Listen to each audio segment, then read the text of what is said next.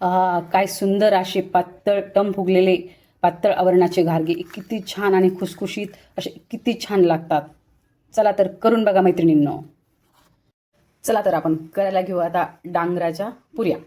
याला भोपळा पण म्हणतात आणि डांगर पण म्हणतात. चला आपण ह्याचे छिलके आणि ह्या बिया काढून घेऊया. आता आपण डांगराचे छिलके आणि वरच्या बिया काढल्या आहेत. आता आपण त्याला डांगराला शिजून घेऊया. आखाड महिन्यामध्ये अशा मराठवाड्यात खूप गोड पुऱ्या करतात. राजगिऱ्याच्या पण करतात कुणी आणि डांगराच्या पण करतात गोड पुऱ्या. आखाडामध्ये तळतात. आखाड तळताना त्याच्यामध्ये घालूया आपण हा गूळ. अंदाजेच गूळ घ्यायचा आहे, तुम्हाला जसं गोड आवडतं त्यानुसार. त्याच्यामध्ये घालायचं असं हे थोडंसंच पाणी, एकदम थोडंसं. त्याला आपण आता छान शिजवून घेऊया. आपलं डांगर आता शिजत आलं आहे. त्याला आपण आता उतरून घेऊया. आपल्या डांगराच्या पुडी आपण आता थंड करून घेतलेल्या आहेत आणि त्याला आपल्याला मिक्सरच्या जारला लावायचं आहे आणि बारीक करून घ्यायचं आहे. आपण डांगराची प्युरी करून घेतली आहे, एकदम बारीक, चांगली मऊ. आता आपण त्याला पीठ मळायला घेऊया. त्याचं याच्यामध्ये घेतलं आहे आपण थोडंसं अंदाजेच गव्हाचं पीठ. त्याच्यामध्ये आपण 1 वाटी रवा घेतलाय.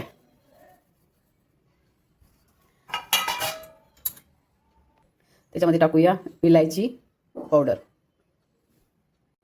आणि फक्त चिमटभर मीठ, फक्त चिमटभर. आता ॲड करूया त्याच्यामध्ये प्युरी. ही प्युरी ॲड केली आपण. आता याला आपल्याला मळून घ्यायचं आहे आणि जे आपण भोपळा उकडायला टाकला होता, त्याच्यामध्ये डांगर उकडायला टाकलं होतं, ते जे गुळाचं पाणी राहिलेलं आहे त्याच्यामध्येच आपल्याला हे मळून घ्यायचं आहे. छान एकदम घट्ट मळून घ्यायचं आहे.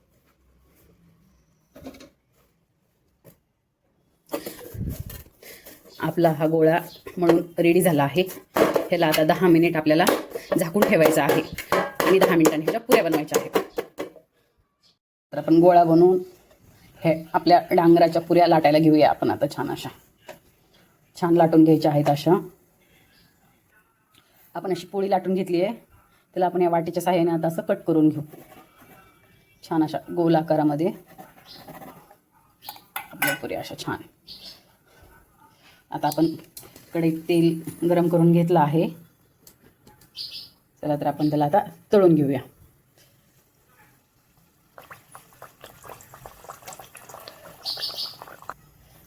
तळून झाली पुरी. अशाच आपल्याला सर्व पुऱ्या तळून घ्यायच्या आहेत. अशा टम फुगल्या आहेत आपल्या पुऱ्या.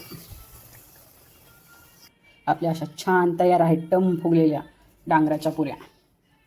सर्व माझ्या मैत्रिणींनी एकदा ट्राय करून बघा. तुम्हाला प्रवासात जर घेऊन जायचं असेल तर हे 8 दिवस खराब होत नाही आहेत. तुम्ही शेंगदाण्याच्या चटणीसोबत पण खाऊ शकता आणि तुम्ही अशा नुसत्या पण खाऊ शकता. जर रेसिपी आवडली असेल तर लाईक करा, सबस्क्राईब करा आणि शेअर करा. धन्यवाद.